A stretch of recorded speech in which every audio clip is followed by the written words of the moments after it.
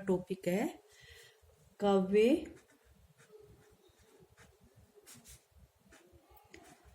शिक्षण के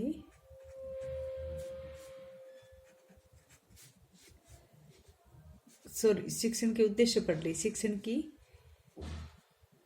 प्रणालियां।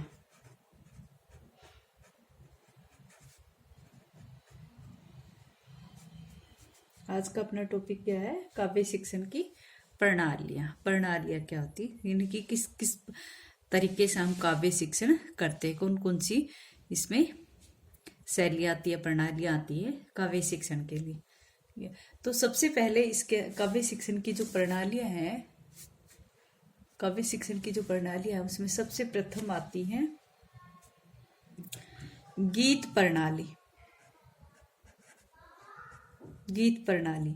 और गीत प्रणाली क्या होती है बेटा? आप सभी जानते हो, यानी कि काव्य को गीत की तरह गाकर प्रस्तुत करना। आप जो बच्चा होता है वो बहुत ही अधिक एक प्रकार से गाना सुनने का, गीत सुनने का प्रेमी होता है। और भाषा शिक्षा कराते समय यदि उसे गीत के माध्यम से शिक्षा दी जाए तो माना जाता है कि बच्चा प्रसन्नता से खुशी खुशी अधिगम कर सकता है। तो गीतों के माध्यम से या गीत के माध्यम से हम शिक्षा को सरल व रोचक बना सकते हैं और एक बालक अच्छे से उसको अधिगम कर सकता है उसके माध्यम। तो एक अध्यापक को क्या चाहिए कि वो सहस्वर गीत का पठन करा के बच्चों को कविता का शिक्षण करवाना चाहिए, काव्य का शिक्षण करवाना चाहिए। और छात्रों से भी साथ में छात्रों से भी अनुकरण वाचन करवाए। इसके द्वारा छात्रों के स्वर, लय, ताल में भी से भी परिचित होंगे। अतः हम कह सकते हैं कि गीत प्रणाली के माध्यम से काव्य शिक्षण करवाना उपयुक्त है। नेक्स्ट प्रणाली जो है वो है अभिनय प्रणाली। अभिनय मतलब अभिनय करके, अभिनय प्रणाली। अभिनय प्रणाली तो अभिनय प्रणाली यहाँ पर मतलब कि अपना अंग संचालन करके एक अध्यापक अगर बच्चे को कविता शिक्षण करवा रहा है तो अभिनय प्रणाली के माध्यम से, यानी कि वो जैसे जैसे भाव आते हैं, जैसे जैसे कविता के अंतर्गत जो भाव आते हैं उन भावों के अनुसार भाव को आंगिक रूप देना, या फिर भावों के अनुसार क्या करेगा, वो वहां पर अंग संचालन करेगा। भावों को आंगिक रूप देना, जो भी भाव प्रस्तुत करना चाहता है उनको क्या करता है, अभिनय के माध्यम से प्रस्तुत करता है। तो जो काव्य शिक्षण है उसमें अभिनय करने के माध्यम से सहस्वर पठन किया जाता है और उसके बाद पुनः बच्चों को भी अंग संचालन के लिए कहा जाता है कि जैसे भाव होते हैं उसी प्रकार से वो बच्चे भी अंग संचालन करेंगे। तो इससे क्या होता है, ये जो अभिनय होता है ये एकल और सामूहिक दोनों प्रकार से हो सकता है। ठीक है, तो काव्य में जो भाव होता है वो आंगिक रूप से स्पष्ट होता है। ठीक। तीसरी जो प्रणाली है इसके अंतर्गत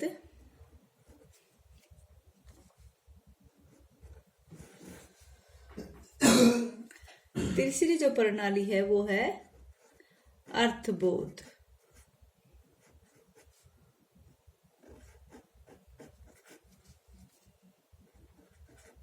अर्थबोध प्रणाली। अर्थबोध क्या है?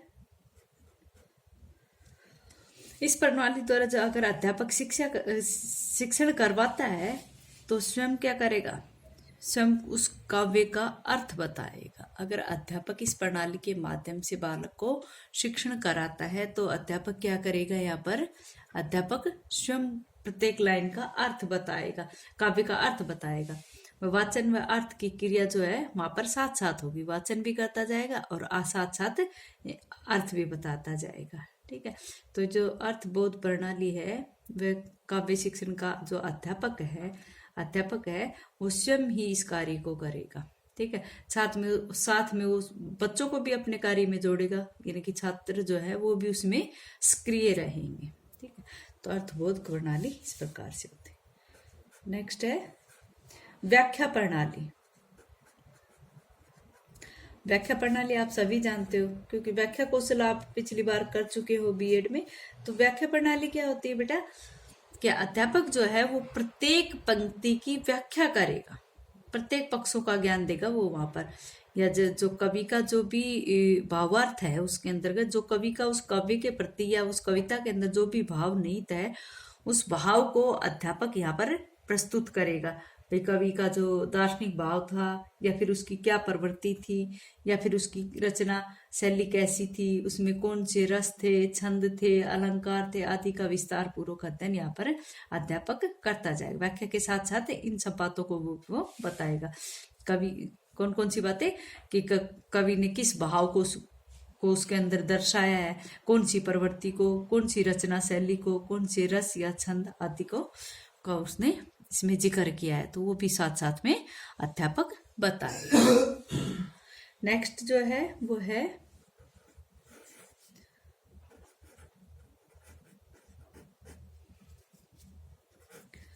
प्रश्नोत्तर। एक क्या है, प्रश्नोत्तर विधि, यानी कि प्रश्नोत्तर विधि।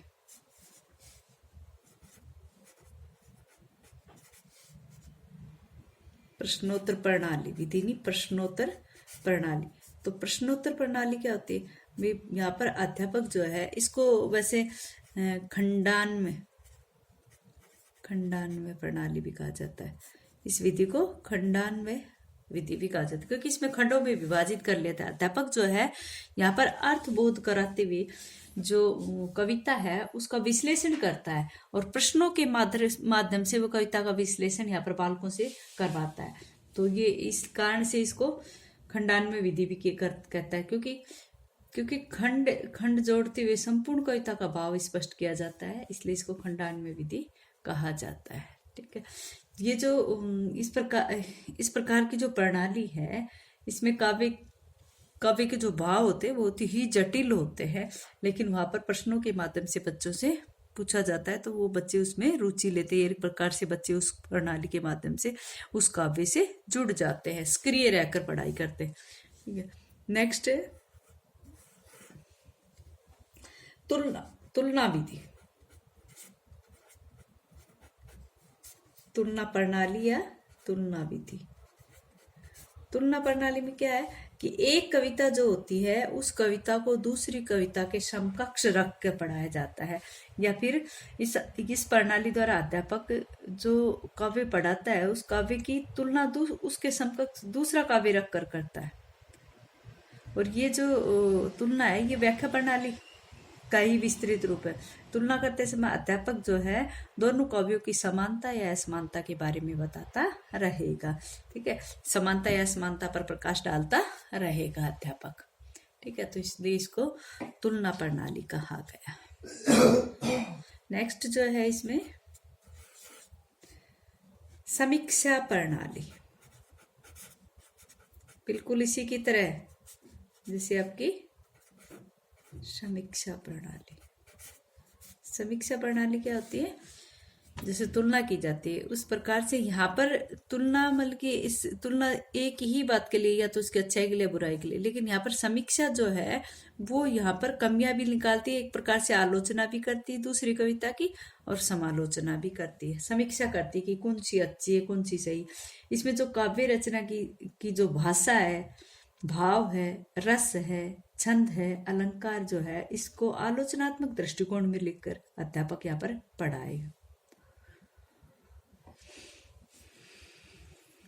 फिर यहाँ पर जो अगर समीक्षात्मक रूप से देखें तो यहाँ पर अध्यापक जो है बालक को बताएगा नहीं, लेकिन बच्चा स्वयं जो है वो क्या करेगा, बच्चा स्वयं इनकी जांच करेगा, व्यक्तिगत रूप से उन रचनाओं का अध्ययन करेगा, और वो निर्धारित जो मानदंड है उनके गुण और दोष बताएगा। ठीक है, समीक्षा प्रणाली के अंतर्गत।